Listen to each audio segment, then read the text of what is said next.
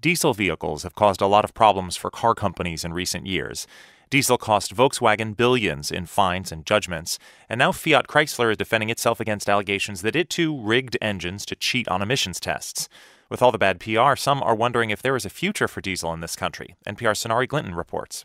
Diesels in the popular imagination are dirty, loud, they belt soot, they're slow, expensive, but that's not how people who drive cars for a living see them, though. I am Jennifer Stockberger, the Director of Operations here at Consumer Reports Auto Test Center in Connecticut. Stockberger tests and compares all kinds of things, but she's mainly into powertrains, the engine and transmission and other parts that make your car go.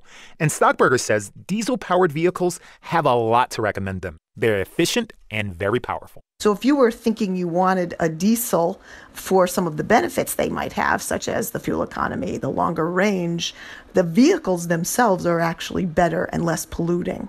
The concern may come from how some of the manufacturers have chosen to approach getting them to meet the mandates. Stockberger says over the years, diesel technology has gotten a lot better, but recently, car makers have gotten themselves in a lot of trouble cutting corners. It's almost a pride thing. These are engineering companies, and it's like they didn't want to admit how hard it was engineering a way to meet these tougher standards.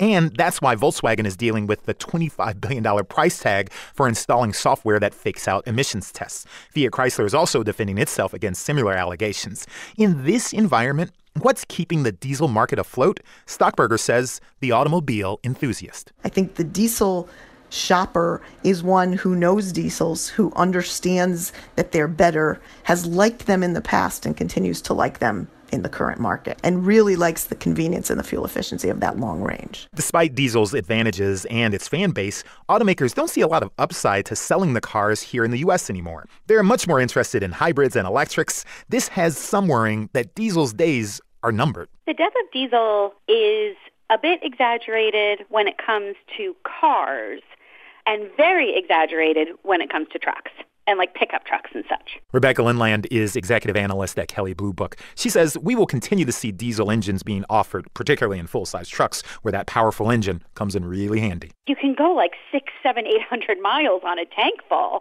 So, for consumers that drive long distances or just hate going to the gas station, a diesel is a great option. Lindland says with all the commercial trucks and diesel pickup trucks on the road, there's no real threat to the diesel infrastructure. What is more of a threat is whether manufacturers are going to be coming out with new diesel technology and offering diesels in new models. The reality is diesel isn't going away anytime soon, but its future is more and more in doubt as car makers pour money into developing technologies like electrics, hybrids, and autonomous vehicles. Diesel has been counted out before.